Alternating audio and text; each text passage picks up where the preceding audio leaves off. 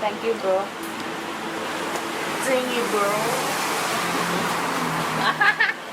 Welcome back to another episode. Welcome back to another exciting episode of Socialists' Hard Time Being Told No, especially of both houses of the Australian Parliament. A few weeks ago I made a short clip and I kind of got sidetracked or interrupted. I didn't get to finish what I was going to say, but there's a creator in Australia who's maybe just rage baiting about gas and paying taxes or levies or royalties, whatever you want to call them, on, well, for example, LNG coming out of Australia, and why on the whole I don't disagree with Australian citizens getting more out of the resources. That's about as much as I agree with, for my 2 cents worth. You come up with something like, they're getting maybe resources for free, where's my dividend, or something like that. If there was a resource dividend paid to Australians each year, it might become a form of universal income. But now, could you imagine if Australia's population was similar to what it was in the year 2000? How much more dividend you'd get from a payment like that? And also, when you look at the government and governments that Australia has had recently, and the perhaps left government that Australia has at the moment,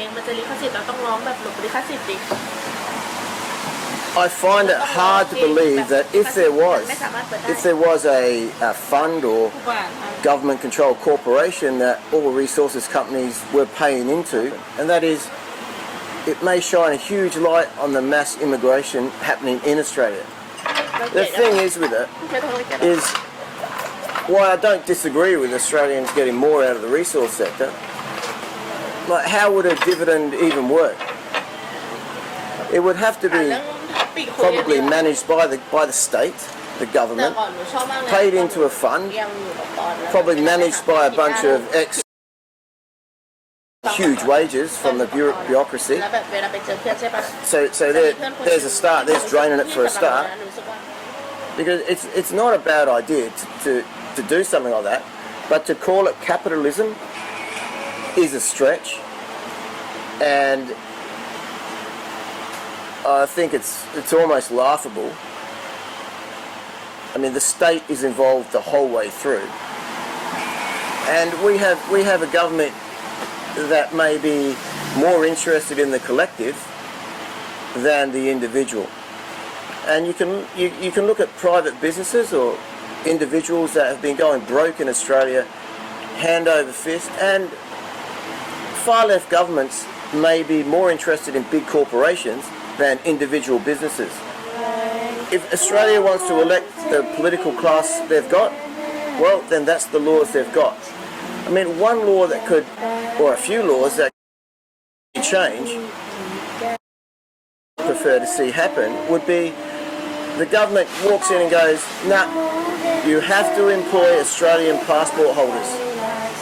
Quotas, because it loves quotas, not New Zealanders.